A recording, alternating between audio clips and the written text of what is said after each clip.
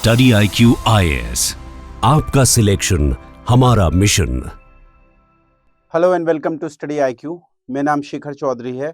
यदि आप public administration की तैयारी करना चाहते हैं के साथ यूपीएससी की तैयारी करना चाहते हैं या यूपीएससी की तैयारी करके कोई भी बड़ा अधिकारी बनना चाहते हैं और डिस्ट्रिक्ट मजिस्ट्रेट या IAS ऑफिसर बनना चाहते हैं, तो आपका सपना रहेगा कि कम से कम मैं भी चीफ सेक्रेटरी बनूं।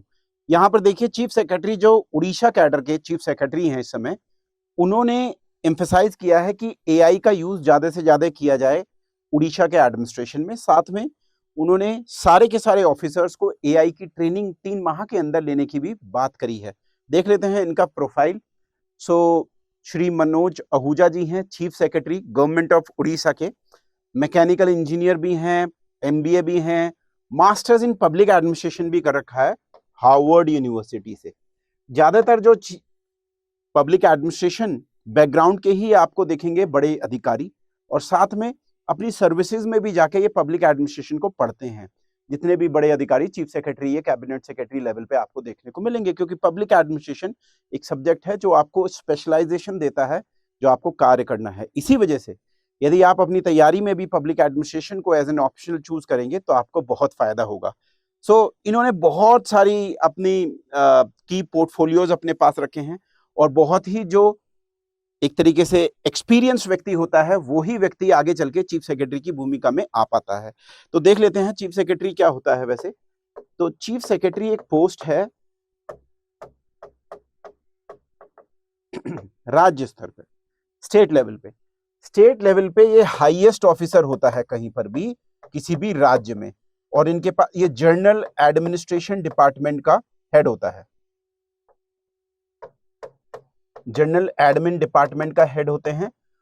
IN ईयर होते हैं चीफ मिनिस्टर के साथ। सबसे पावरफुल अधिकारी होता है, पूरे के पूरे राज्य में सबसे पावरफुल अधिकारी होता है। तो यहां पर इन्होंने कहा है कि AI governance in Orissa now 3 months training mandatory for officers. AI का युग है। अब इसका AI के युग से ही हमें क्या करना है, गवर्नेंस में भी इसकी उपयोगिता हमें लानी है। तो ये जो पब्लिक एडमिनिस्ट्रेशन में अगर इसको हम ट्रेस बैक करने की कोशिश करें तो देखिए, आप ध्यान रखें, FW टेलर ने साइंटिफिक मैनेजमेंट दिया था।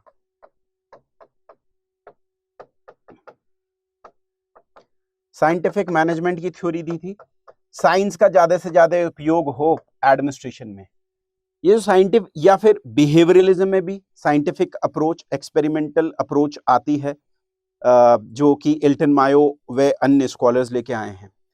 बेसिकली जो साइंटिफिक मैनेजमेंट है धीरे धीरे इवॉल्व होता रहा है पब्लिक एडमिनिस्ट्रेशन में, चाहे वो ई-गवर्नेंस के थ्रू हो या ब्लॉकचेन टेक्नोलॉजी के थ्रू हो, और आज ये AI गवर्नेंस में तब्दील हो गया है। पब्लिक एडमिनिस्ट्रेशन में गवर्नेंस में जो टेक्नोलॉजी का यूज है एक बहुत ही महत्वपूर्ण टॉपिक है, जिससे डायरेक्ट आंसर्स भी आते हैं, माफ करिएगा, क्वेश्चंस आते हैं जिसके आपको आंसर्स लिखने होते हैं। पब्लिक एडमिनिस्ट्रेशन का जो नया बैच है, सिविल सर्विसेज डे के उपलक्ष्य में शुरुआत इसकी होने जा रही है, और सिविल सर्विसेज के उपलक्ष्य में आपको एक सेल्स वीक का भी मौका मिल रहा है, जहां पर आप मैक्सिमम डिस्काउंट पा सकते हैं पब्लिक एडमिनिस्ट्रेशन के बैच में।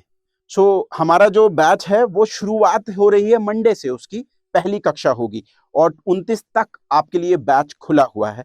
आप सभी का स्वागत रहेगा यहाँ पर इसे ज्वाइन करने में, और मात्र आपको 12,999 में ही पूरा कोर्स उपलब्ध हो जाएगा।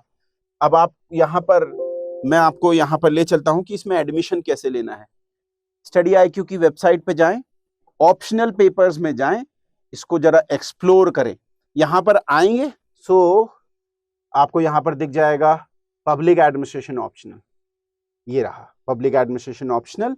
पब्लिक एडमिनिस्ट्रेशन ऑप्शनल में आपको मेरे बारे में पता कर सकते हैं। देखिए, मेरा जो बैकग्राउंड रहा है, मैं खुद असिस्टेंट कलेक्टर रह चुका हूं सब डिविजनल लेवल पे।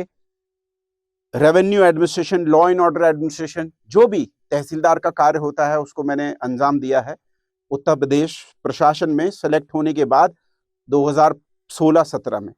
उसके पश्चात मैं स्टूडेंट्स को पढ़ाता हूं। अब मैंने अपनी नौकरी से त्याग पत्र दे दिया था, पढ़ाई में मेरी ज्यादा रुचि रही है। मैं मल्टीपल मेंस लिखे हैं, डुअल मास्टर्स डिग्री है मैनेजमेंट पब्लिक एडमिनिस्ट्रेशन में, नेट क्वालिफाई कर चुका हूं। अब दोबारा भी इस साल भी किया है, 2019 में भी PhD स्कॉलर भी हूँ। तो पब्लिक पॉलिसी में पुलिसिंग मेरा एक टॉपिक है। सो एकेडमिक बैकग्राउंड अच्छा है, साथ में कार्य करने का अनुभव है ऑन ग्राउंड।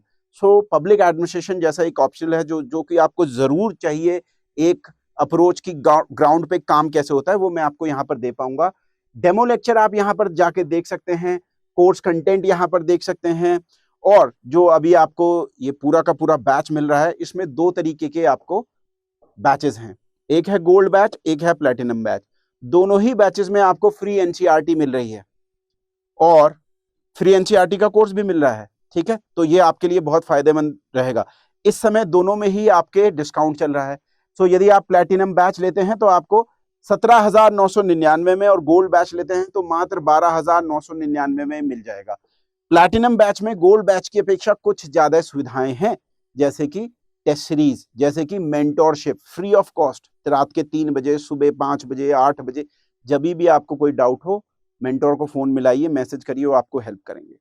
आगे बढ़ते हैं अपने टॉपिक पे। आप सभी का स्वागत रहेगा यहाँ ज्वाइन करने में, बैच में जल्दी से ज्वाइन कर लीजिए।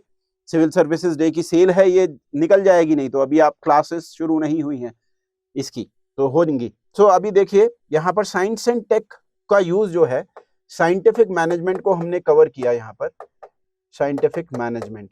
अब उड़ीसा गवर्नमेंट क्या कह रही है, उड़ीसा गवर्नमेंट के जो चीफ सेक्रेटरी हैं वो कह रहे हैं कि AI का यूज होगा। अब AI का यूज होने से क्या फायदा होगा, देखिए एक तो टाइमली हमको सर्विसेज देखने को मिलेंगी, साथ में करप्शन कम होगा, बहुत सारी चीजों को हम ऑटोमेटेड कर सकते हैं, करप्शन रिड्यूस होगा, ऑटोमेशन हो जाएगा। ऑटोमेशन से क्या होगा, जहां पर हमारा बहुत सारा समय बर्बाद होता था वो कम हो जाएगा। इमेजिन कर लीजिए कि आप हैं, अपना मैप निकलवाना चाहते हैं अपने किसी लैंड का, तो रेवेन्यू एडमिनिस्ट्रेशन के क्षेत्र में आता है ये। सो अभी तक आपको कॉपी लेने के लिए तहसील में भी जाना पड़ता था।